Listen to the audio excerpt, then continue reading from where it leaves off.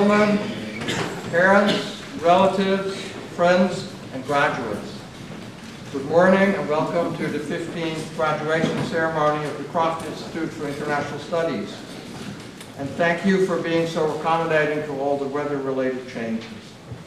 My name is Kees Gispin and I have the honor and privilege of serving as the Executive Director of the Institute. We will try to keep this event as short as possible, but we have quite a few things to do, so we'd like to get started right away. First, some housekeeping matters. Please put your cell phones on silent for the duration of the event. I might do that myself.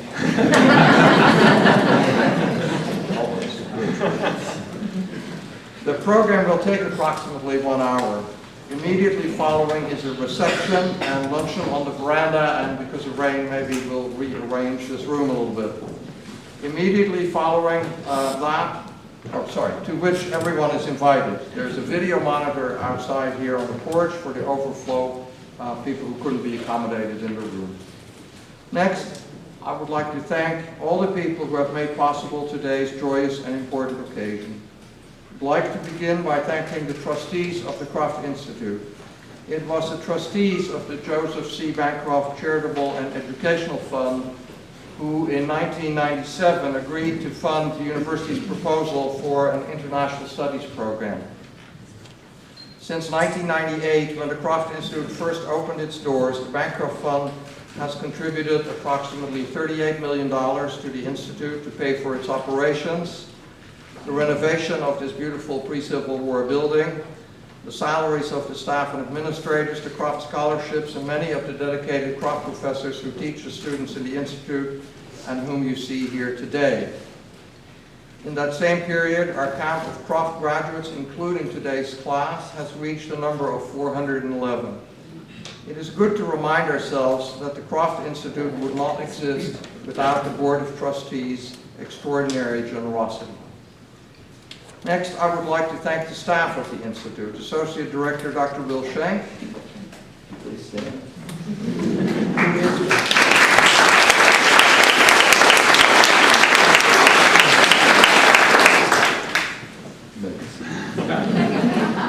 Dr. Schenk is responsible for many of the Institute's day-to-day operations, without whom there is no way I could survive in my position.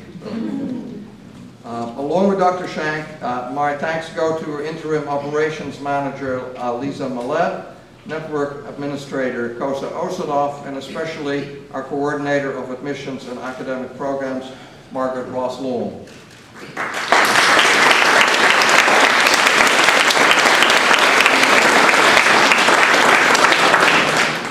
Without the dedication of these professionals, their attention to detail, their intelligence, foresight, and energy, it would not be possible to operate the Institute.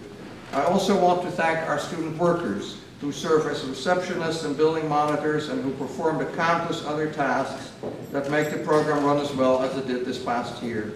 Some of these students are serving as ushers for this event today, some are graduating. Ladies and gentlemen, please join me in thanking the Board of Trustees and the members of our staff and our students with another round of applause.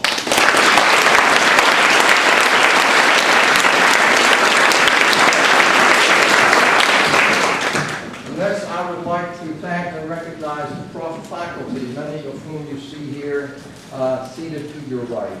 As I call your name, professors, I will go by the back row first and then the front row. Would you please stand and remain standing until all your names have been called? And would the members of the audience please hold their applause until all faculty members have been recognized? Professor Valerio Capozzo in the Department of Modern Languages. Professor Valentina Jeffrey in the Department of Modern Languages. Professor Wallace Salkowski in the Department of Modern Languages. Kaoru Ochiai in the Department of Modern Languages. Professor Shine Choi, Croft Institute and the Department of Sociology and Anthropology. Professor Anne Quinney, the Department of Modern Languages. And then we come to the front row, Professor Frost, Croft Institute of International Studies and Emeritus from Williams College in Massachusetts. Professor Henrietta Yang, Department of Modern Languages and the Director of the Chinese Language Flagship Program. Professor Olivier Tonnerre, Department of Modern Languages. Professor Oliver Dinius, Department of History and Croft Institute for International Studies.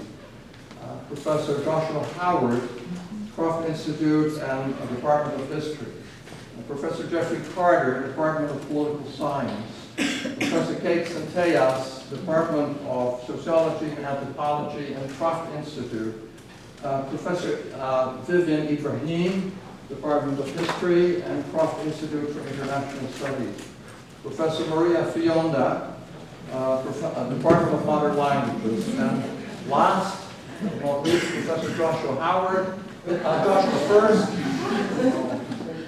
and Professor of Assistant Professor of History and Croft Institute. And Alice Cooper. Yeah. Professor of Political Science. Thank you. Okay. Ladies and gentlemen, I cannot emphasize enough the essential nature and contributions of the faculty. It is the faculty who generously give their time, their energy, their advice, and their specialized knowledge to our students, day in, day out, who lecture, conduct seminars, grade papers, and exams, who spend endless hours advising and consulting on senior theses. It is the faculty who do all that and who make the Institute what it is, and who make it possible for your sons and daughters to achieve the high levels of accomplishment that they have in fact achieved. Please join me in thanking the faculty with a round of applause.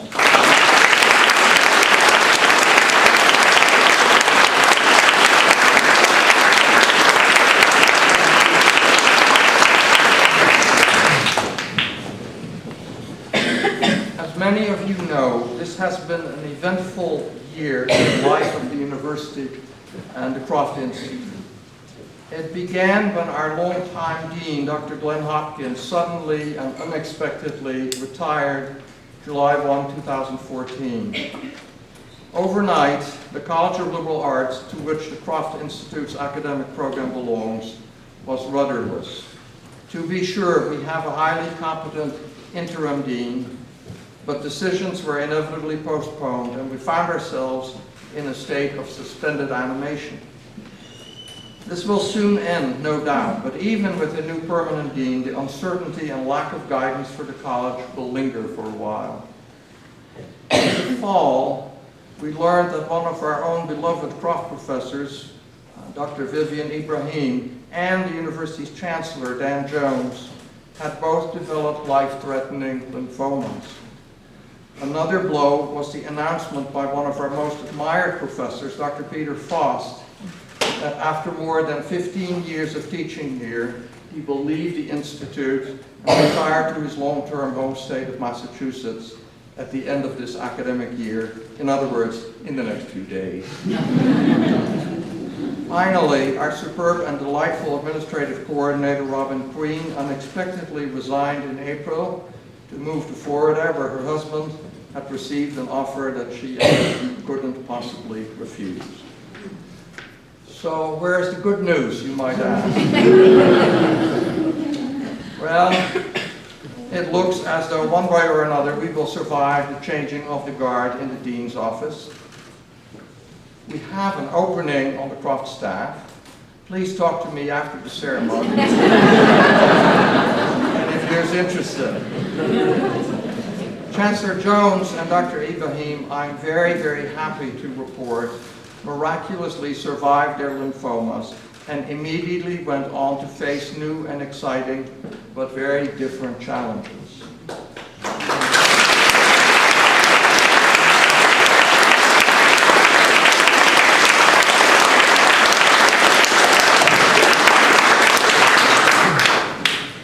Dr. Jones, I don't know if you've heard the song by Moonpie Curtis, but if not, you can find it on YouTube. Will be busy cutting up the college board with his gamma knife after that august body voted in March not to renew his contract. Dr. Ibrahim, who incidentally is married to another one of our Croft professors, Dr. Oliver Dinius, delivered a baby girl in September and only then began her treatment for cancer. And another one of our professors, Dr. Kate Centellas, also gave birth to a baby girl, her third child, this fall. And now both these women get to share the experience of millions of other women and mothers in America and around the globe, raising children and running households while also holding down full-time and very demanding jobs outside the home. But wait, there's more good news. We've got some 41 graduating seniors this academic year, 4 of whom unfortunately could not be here. 2 are studying in China and 2 others already have full-time jobs in other parts of the country. I want to pause for a moment to reflect on what these students have accomplished in the past 4 years. 4 years of time for themselves. College, the best and most carefree time of one's life. That's what it looks like through the rose-colored glasses of hindsight that all of us inevitably put on as we get older. But look a bit more closely.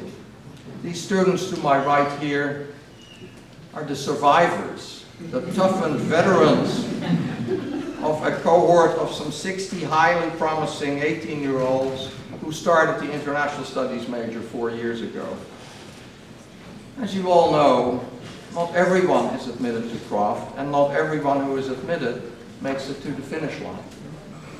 And while we professors and parents and friends and relatives can and do cheer them on, ultimately, it is these graduating seniors whom we celebrate here today who do the heavy lifting.